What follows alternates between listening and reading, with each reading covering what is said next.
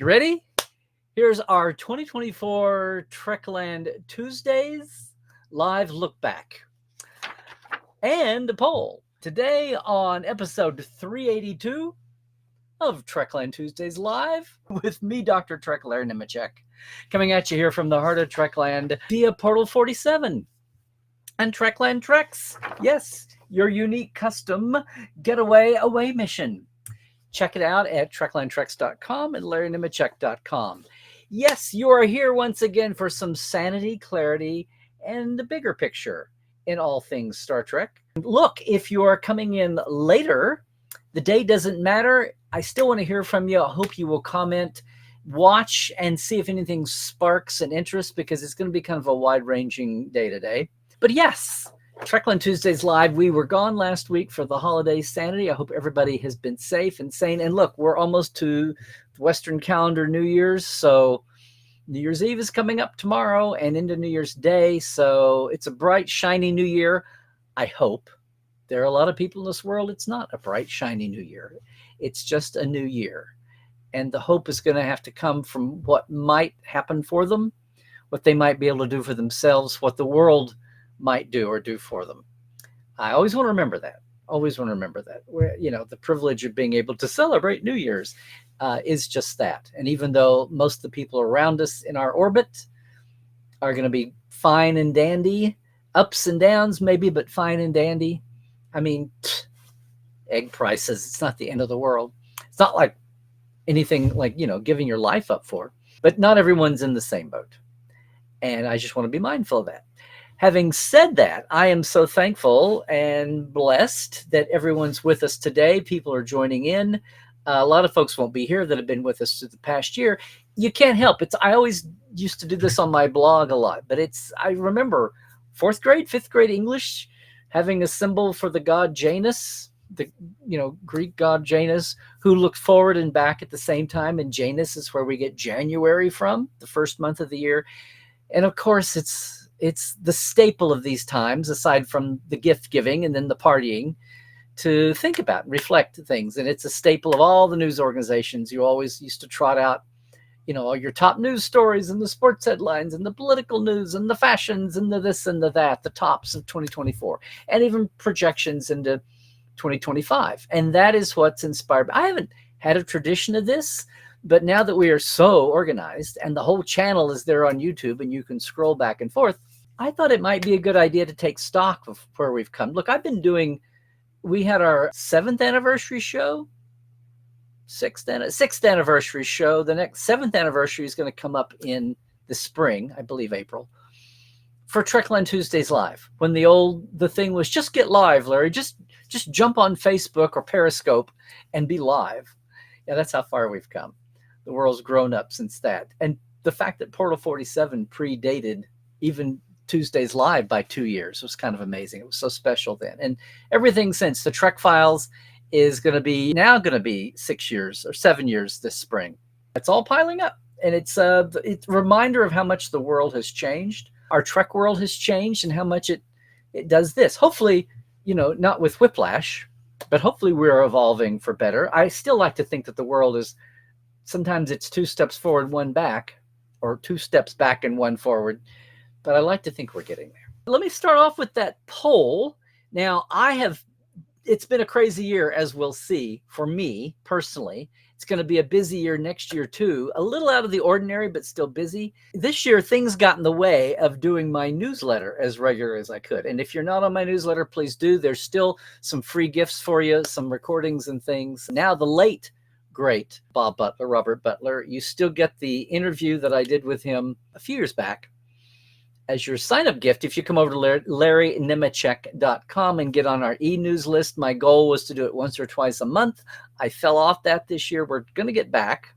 But along with my newsletter, I'm telling you what's going on in Trekland, what's coming up for me, my take on a few things happening in case it falls through the cracks of Tuesdays Live or whatever. But I always try to have either a link to something you might have missed of mine or just a poll. We almost always have a fun little poll survey. And I keep them simple and quick. I call it the flash poll. Last week, we were talking about the Portal 47 Quickie gift offer and even my Canva. my cameo, had a poll about your Star Trek gift giving and gift getting. And I may make this an annual thing. We did this last year, and I'm like, why not repeat it? This is fun. So yeah, and it was the day after Christmas, kind of like the BC Clark's sale. You Okies will know that. Oh, I miss BC Clark's. Most sales are after Christmas. It's amazing. It's an Okie thing. It's crazy. But the BC Clark's holiday sale Christmas sale jingle has been sung on The Tonight Show and other places. So just to say, by several Okie celebrities. Megan Mullally, for one. Our poll was, what was your situation with Trek gifts? Okay, you ready? So I asked it different ways, coming and going. I said, what do these apply to you? You ask for a Trek gift and you got it. You ask for a Trek gift but didn't get one. You didn't ask for anything Trekish, but you got something. Or you didn't ask and you didn't receive. Then I also had, I didn't get one or ask, but other people in my family unit did. And then I also had, I asked for something, I didn't get it, and now I will self-give myself some Trek. So those are the answers. Now here's the thing. The only thing that got no points, and we had like about a 3% response rate, which was cool. I did a reminder last night if you didn't catch it. So here's the thing. So the only category that got no votes, 0, was the I didn't, but somebody else in my family did. So apparently, of all the folks who replied, nobody got nothing of Trek, apparently. Okay, only 2.5% said they asked for something Trekish and didn't get it. So I guess that life-size model of the Enterprise D bridge didn't happen for one person. I'm kidding. So yeah, 2.5% said they ask and didn't. They ask and didn't tell. Then next up, 7.5% said they didn't, but they're going to self-give. And so for those folks, I say, have you checked out the Portal 47 gift offer at LarryNemecek.com/post 2320 or 2425? Yeah. Lots of places you can still get some Trek gifts for yourself. And I don't blame you. And hey, if you're savvy and you've got a business and it's decoration for your office, it's always deductible. Don't forget. Yeah. So that's the thing. Now what got interesting is we actually had a tie. 27.5% said they didn't ask and they didn't receive. Well and good. Okay, so a little over a quarter. But also a little over a quarter, tied at 27.5%, said they didn't ask, but they got something anyway. So I'm thinking really adept friends here, really astute family members. They go, oh, no, we're not letting you get by. Or maybe they got a good-natured ribbing. Who knows? But I thought that was interesting. I don't remember when that's been so highly scored. But so that's a little over a quarter, and then, yeah, where gifts were going. But the best thing of all was a little over a third, 35% on the nose, said, yes, they asked for something Trekish, and they got it. I always like to do that. People complain that there's not enough good Trek merch. Well, on one hand, you've got DVDs, you've got the books, I don't know, magazines. Well, no magazine subscriptions. I don't know, maybe a gift to Star Trek Online. There's a lot of cool things. And there's still some merch out there. There's still whatever. And collectibles on eBay. I didn't do any Trekland trunks this year. It's just been a crazy year for a lot of reasons. Good reasons. And I just didn't. I'm thinking about doing a January clearance sale on a few, especially that whole collection of, well, you see them back there, the DS9 blueprints, set plans and things that I've wound up with over the years. But yeah, but it's good to see, as much as we bemoan the fact that there should be more Trek merch out there, retail especially, and good on folks like, Nacelle Company, my friend Brian Volkweiss, they're coming out with a line of Star Trek action figures that have never been offered before. Like everything that fell through the cracks, and some of you have been like, why has there never been a Savick action figure? Well, at least one of the modern era. That's happening. A lot of cool stuff, and a lot of other licensees too. And there's the crafty Etsy stuff as well. That's interesting. I love doing that, and a healthy, over a third there was trekking going on, and another quarter of there was trekking going on when it wasn't even solicited. Alrighty. Well, here's the main meat of the year. I was, people again do those look back. They look back at the highs and whatever's, and 2024 was a leap year, an election year, an Olympics year, all of that. And of course, none of that mattered in Trek world.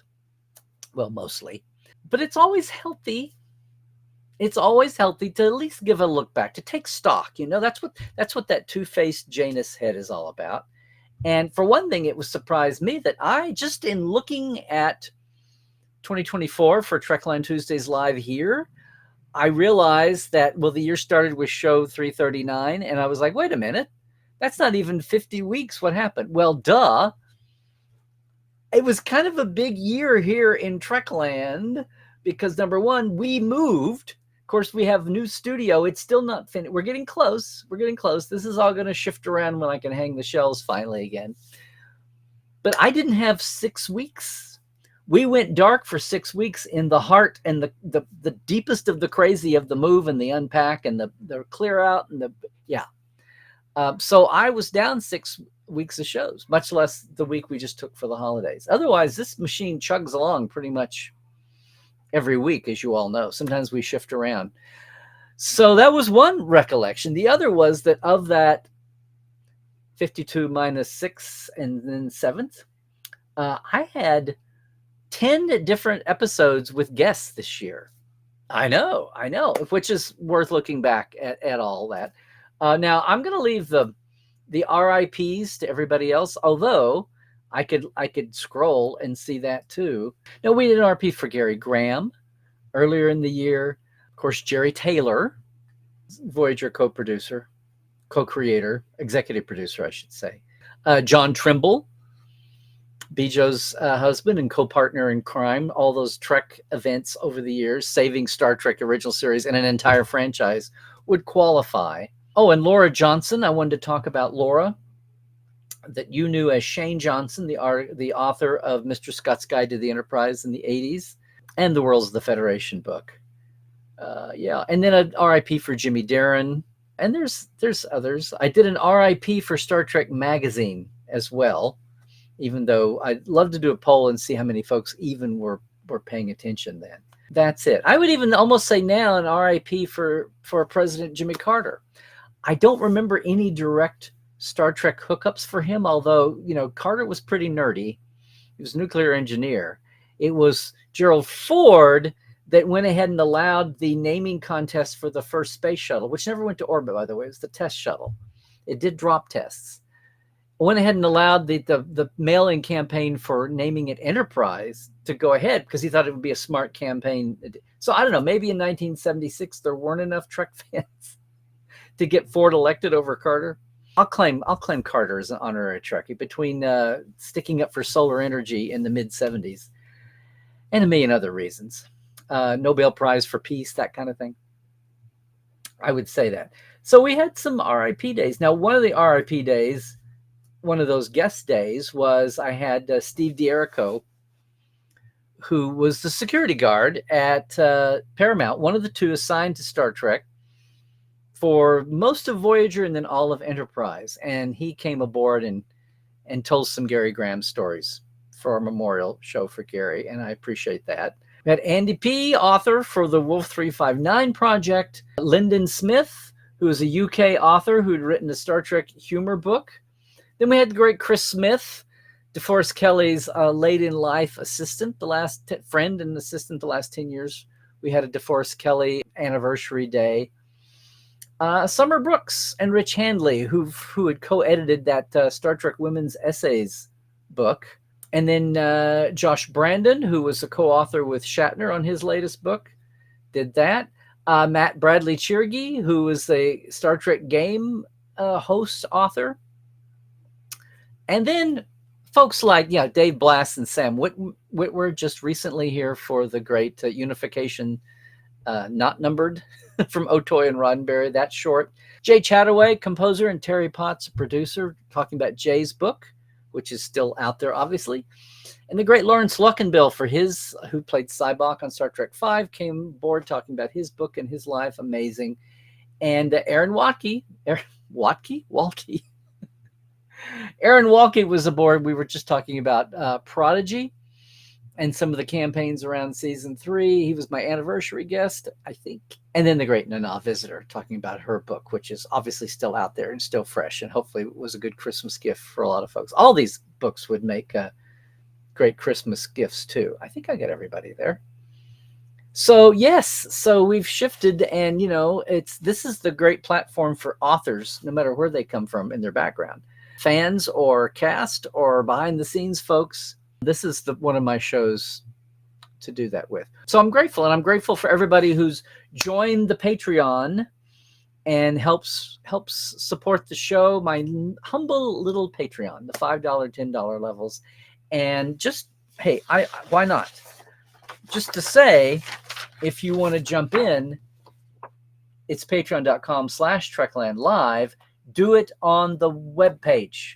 Don't do it at the app, because if you're on Apple, there's a huge new fee for Apple's App Store is charging, including Patreon.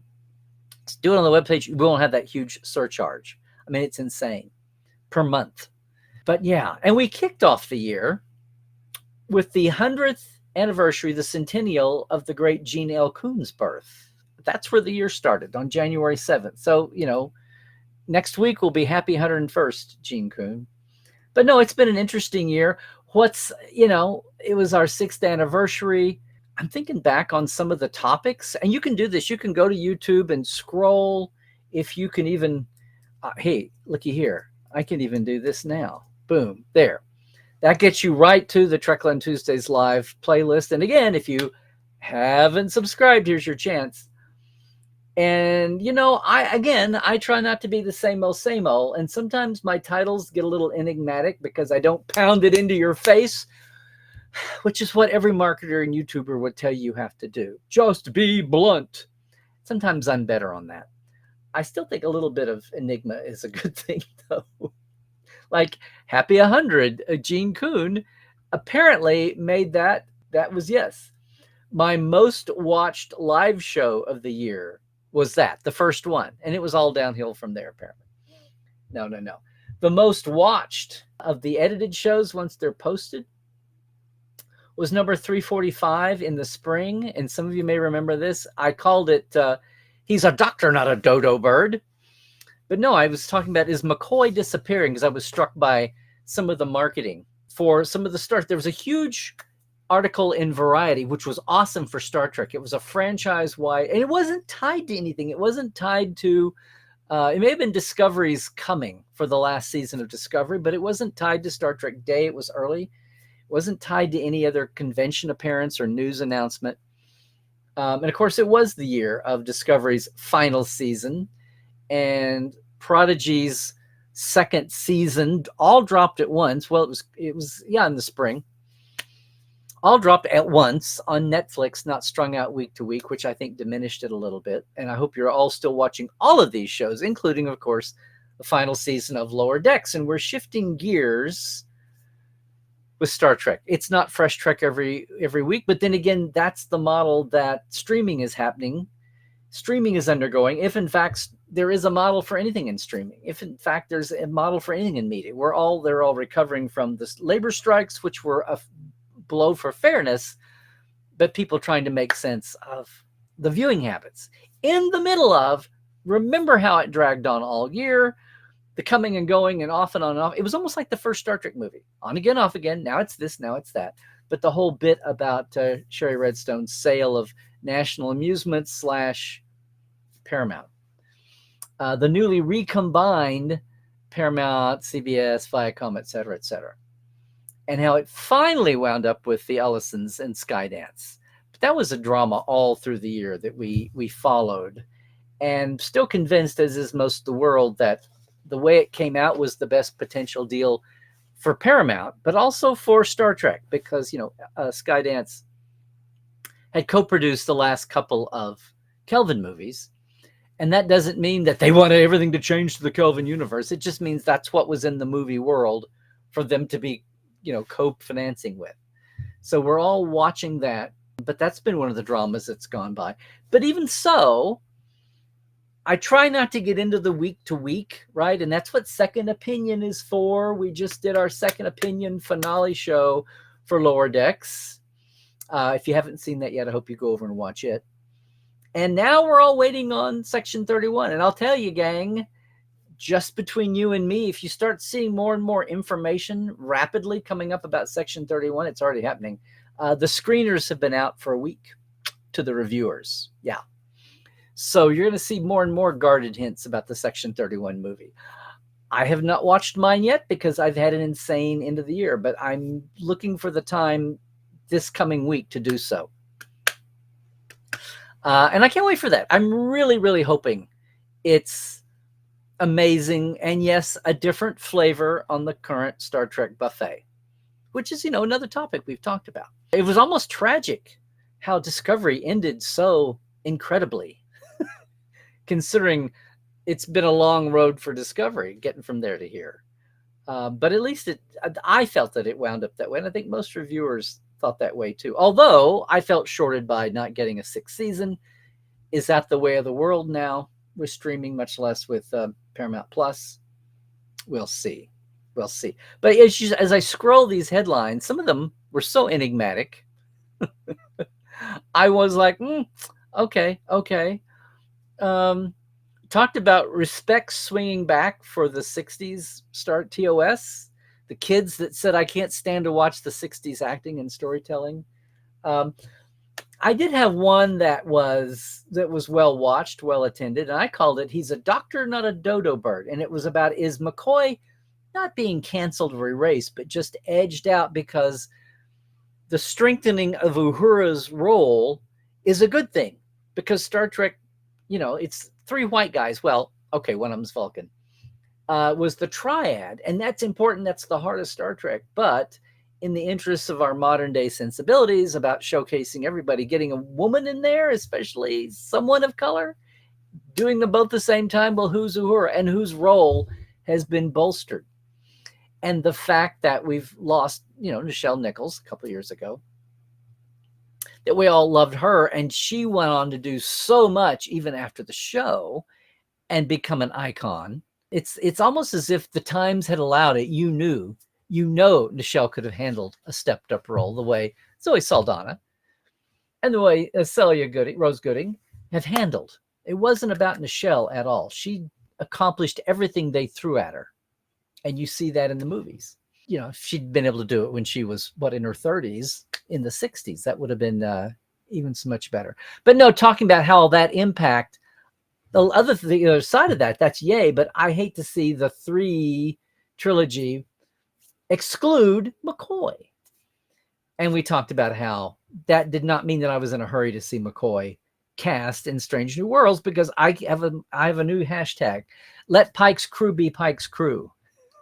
But apparently Akiva's goal here is to rush headlong into the first year of the original series. I don't know. I would have rather let that era be that era. But I'm not running the show. I don't have the keys. But we've also seen what other folks with the keys have been doing, and that's kind of why it's amazing how far Lower Decks has come. And we've talked about that. So no, it was like a double-edged sword. Just standing up for McCoy, and even talking about how some modern eyes have gone back and seen him slapping L.A.N. in Friday's Child and taken that as a downer and thought that McCoy was prejudiced against Vulcans, when he was really needling Spock personally because they're friends. And yes, they're friends. Spock invited him down to be one of his groomsmen, his one groomsman. So yeah, and good thing. So that was fun. That was fun for a moment. It's okay. Again, I try to find the things nobody's, not the 19th person to be talking about yet again, that topic of the week, right? And then show 346 was clickbait or educational. When they're good, people have good columns online. The era of the toxic tuber, especially in Trek, has gone down so much, although watch out, they're still out there. What happens though is bloggers and folks who even write for legitimate places get kind of clickbaity headlines stuck on their otherwise good copy, and don't judge the writer by the clickbait. And sometimes you do have to go there, even though you want to go, this reeks. Of course, it's still handy to know some of the sites are that's just their inherent, right? Like CBR, some of those. I have one episode here early on. No one agrees on anything. Remember in filler episodes? Remember those topics? Yeah. And I went back once more, visual canon, the age wave, and Star Trek false choice fight, because it came up once again about the whole, you can't make 60s Trek for a 2017 audience or a 2023 audience. And I still say you can have the design, you just update the cinematography and the construction. Enough said. A lot of guests over the summer. And I had 2 AMAs in the year, a summer one and a late fall. Aaron was on to talk about Prodigy Season 2 at the time. And of course we had our summer conventions. I did some lives. Crazy this year had Comic-Con San Diego and Trek Vegas on back-to-back weekends. No buffer time in the middle. Boimler would not have been happy. And then suddenly at the end of the year here, I had, wait, what? There's an Origins Star Trek movie? All of a sudden, after years of ignoring it because we had so much on TV, don't forget, as of right now, there is this Origins movie slated. And I think my point there was, of all the things to trust with an untested movie crew, who are these people and what do they know about continuity and what's their attitude? If they're going to do an Origins Trek movie that comes between First Contact and Archer's era, because that's 100 years. If they're really going to do a mostly Earth-based show there about the early decades of First Contact after Vulcans and barely knowing any other races, who do they know when they set off? They obviously know Denobulans by the time of the launch. How many other occasional, very few handful of alien worlds and civilizations do humans know by the time of the launch of Enterprise? And we know that the Franklin, from which very carefully actually did fit. It's one good sign of what movies can actually slot into canon. It stretches it a little bit, but they ticked all the boxes technically. I just want to know, are those people going to be the ones is that oversight channel going to be the ones protecting this Origins movie? I hope so. But it's been so off our radar that no one's been paying attention. We're going to have Section 31 and then a gap until hopefully we get Strange New Worlds sometime later in the year. And in that gap, we should be getting movie news production. I just hope we get there. And then the last part of the year has been kind of not so much newsy. Feels like we had a lot of losses with Jerry. Star Trek Day was quieter, I think. Again, the corporate shakeup and people coming and going, and the layoffs at Paramount affecting some of the product and some of the output. I said, was this the quietest Star Trek Day ever? At least since they started really corporately marking Star Trek Day since the onset of Paramount Plus or CBS All Access and Star Trek's comeback with Discovery. And that's kind of it. I don't know. A lot of you have been regulars this whole year for a long time. And I'm just remembering what was going on this year. And I even wanted to take on something that can be dicey and not to ruin Star Trek for anybody, but I wanted to take on the idea of politics with our election as a springboard, but get back into people who look at the 60s Star Trek as kind of generically philosophical and not so much overtly political. Because the age-old debate, the Star Trek's always been woke. Star Trek has never been woke, and and people saying it's been that way since the 60s, and how people might look at that differently. And yeah, I did drag out some of my high school civics and world affairs, were Model UN terminology for that one, and talk about the classical definitions of conservative as status quo and liberal as change. And when you view it that way, how radical 60s Star Trek was for anybody paying attention. Just to say, we can look at numbers, we can look at the views. For some reason, the most watched show all year was McCoy disappearing, which again tells me that no, he's not. So thankful. That was kind of reassuring.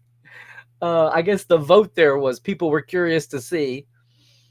I don't know. Was that my most clickbaity headline? No, I don't know. I hope not. So, guys, gals, peeps, it's been even though it was minus 6 weeks and then a holiday off, a few less shows than normal.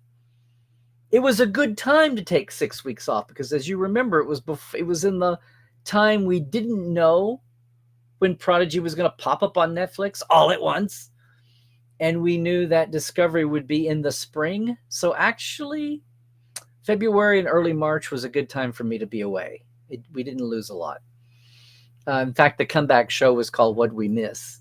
But, between the rest in pieces for Jerry and Jimmy Darren and Gary Graham and so many others, having all these great guests and a lot of them trying to give vent to folks that I think a few of you have heard of Nana Visitor before.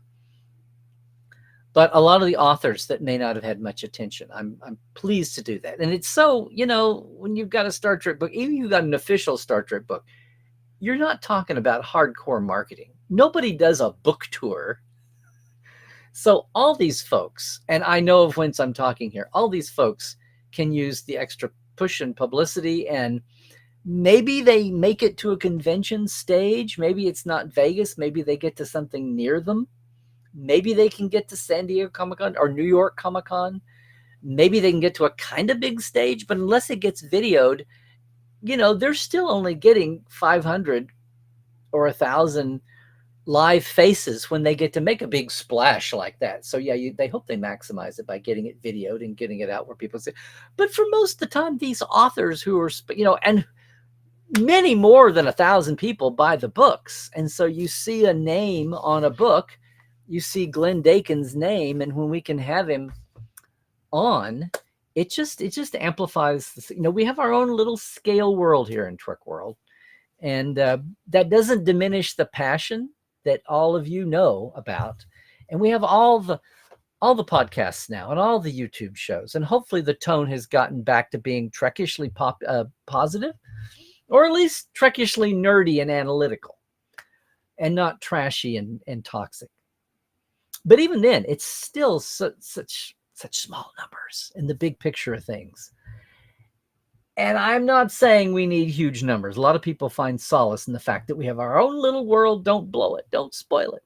Whenever Star Trek does cross that threshold in the modern world, when we get in the crosshairs, when Star Trek has a hot moment, like the debut of Discovery, and we get to the crosshairs of dragging in all the crap from outside. It's almost like, oh, don't ever get too popular. This is what happens. No, it does. Star Trek deserves it. It's the granddaddy of all this. But up until that time, these folks who are trying to, earn a buck in the good way deserve to be heard from and deserve to be supported. I'm just going to say that 2025 is going to be awesome.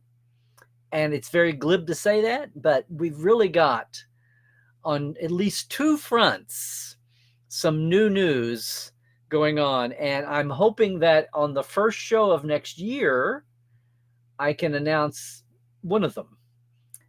Some great stuff for things across Trekland, moi, and some of the things that I like to do and touch. So I'm really excited about that. So when we're back to Tuesdays next week, when we're back on good old January 8th, I will say that I'm just going to go out and say it that, but Trek Files will be back next week for our 13th season. That's going to be awesome. Yeah, the Trek Files. Yay. Our 13th season will return next Tuesday. Trekland Tuesdays Live will be back on Tuesdays next week. We'll be in for the run. And we'll only be a couple of weeks away from the Section 31 movie. So, yeah, you're going to see everything ramp up big time by then. So you want to make sure and hit the bell, ring the thing, do the stuff here for YouTube. And also, again, please go over to LarryNemecek.com and get on my e-news list. It's really not spammy. I don't do it nearly enough, so you're safe. And you'll be in for doing our polls and things and all that. Aside to say... Oh, no, you don't get off that easy. The Trek Files will be back next week from hiatus. And Trekland Tuesdays Live is thrilled to talk about TreklandTreks.com. It's been kind of a calm winter, but I think the weather's going to be great through the winter here in LA. If you finally want to take that customized away mission, 4 stops, 4 sites in a day with a fast food lunch with Dr. Trek as your personal concierge, but also your personal planning consultant, so the day goes as smooth as we can make it. And we're talking about navigating LA traffic. All the things you don't think about when you just want to go to Vasquez Rocks by yourself. Power to you. But we'll not only plan it, help it be as smooth as possible, we'll also give you all the backstage, everything we can get, and you come away with swag and a souvenir of your trip too. That's TreklandTreks.com, your own personalized away mission to 4 Star Trek location sites around SoCal. I say 4 generally. There's special options you can do. Just get in touch with me and we'll check it out. And, most of all, these folks, this is the last one of the month. It'll be a different one for a new month. You can still get in as of today for the January, it's billing through Patreon. And yes, I do want to thank our TTLers, as always here. Chuck A., James Kerwin, Diana Hopkins, Jessie at Crusher Convo is killing it with her podcast. And she also is actually now going to be a live wire. You'll see that next month. So thank you, Jessie. And thank you, Lawrence Todd. Thank you, Hal, and Glenda Bruton, Andrew Jazimski, Mitch Keith, Josh Patton, Pranakasha Productions, Chris Jiggins, Keith Rombach, Comedy Forecast, and our live wires, who have already been there: Greg Wickstrom, Robert McLean, Byron Bailey, J.R. Poole, Gary Williams, James Durovich, Dave Gregory, Dan Leckie, and Kay Sushevsky. Thank you all so much. This thing actually is growing a little bit as we close out the year here, and as we close out with everybody watching later on YouTube. Hey, you could make it with us live here sometime, some Tuesday at 1-ish Pacific, 4 Eastern. That's 9 UK time, 10 Central Europe. And we do have our global reach. The Aussies is mid-morning the next day. You can come too. all the west rim of the Pacific folks. And remember one week we had a couple of folks in from some nation in Africa even. I was shocked and amazed. It's been awesome to have everybody with us as we leave here, the last show of 2024. Just want to say once again, please